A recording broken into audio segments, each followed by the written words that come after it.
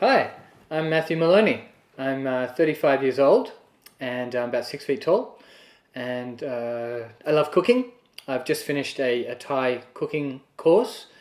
My favorite film, definitely Notting Hill, definitely. Uh, oh, and you know what? I'd love to try water sports. Is that something you're interested?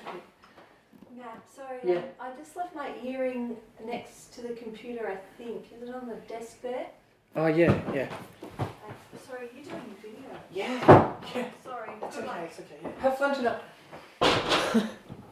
Sorry, I'm just at my sister's house. I'm just staying here until I get a job. Oh, no, look, it's a bit complicated. I am what's called a transitioned Catholic priest, which means that I basically have spent my entire adult life as a priest, and now I'm not. So, look, a few things happened that made me question where I was at, and I just thought maybe it's not for me. So, but my point is though is that I am well. I thought I'd never say this, but I'm really looking for someone to spend my life with. Uh, of course, though, I haven't had a lot of personal experience with relationships, but I have married, hundreds of couples, and I think I really know what would make them work. Um, well, actually, I actually have had one personal relationship, and it was really a special one.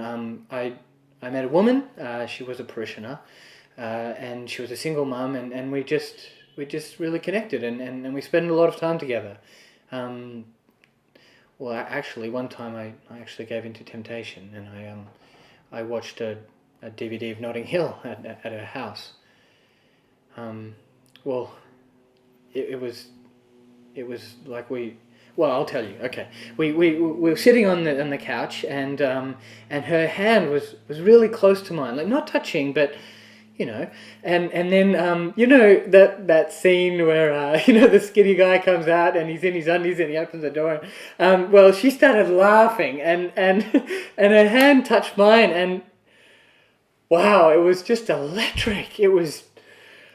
I'd never felt anything like that before, and yeah, well, okay. The rest of it is that we sat there for the rest of the DVD, and basically she had her thumb wrapped around my finger, and it was, and then I left. um, you know, I, I know that might not sound like it was a major relationship to you, but it was pretty important for me because it really questioned my faith. I started having this longing, and I didn't know what to do about it, and I wanted it again. And so I decided that I needed to talk to someone about it, and that person was Bishop Dominic, my friend, my mentor. But I thought I'm not going to talk to him about this in confession. This is more than that. I wanted to know from him. How did he spend his whole life resisting temptation?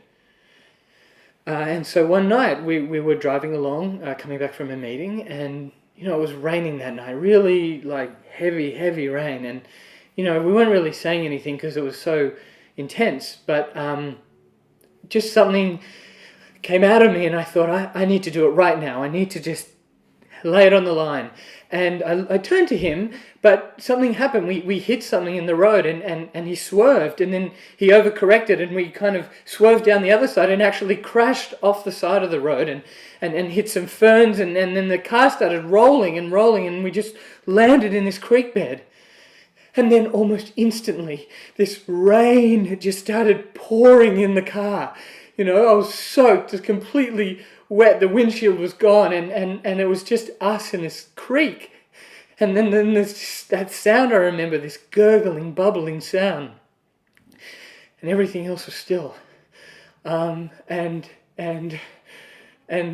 Dominic was, he was bleeding really badly. And I tried to get out of the car, but my legs were stuck. And so I looked at him, and he he just had this fear in his eyes. Because at that moment we both knew that he was going to die.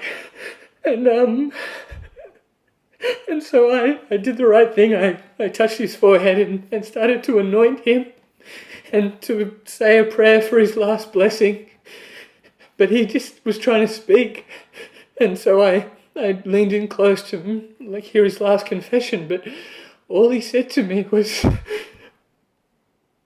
"Take my hand." And I did, I took his hand and he kept talking and I could barely hear it, but he said, "Hold my hand." And so as we just sat there in that pouring rain by the creek and I just watched him slip away, I realized that feeling in me, that longing that I felt, that would never go away. And that I could die without ever knowing what it would be like to connect with someone, a real human being, And that's all he wanted. And so I left.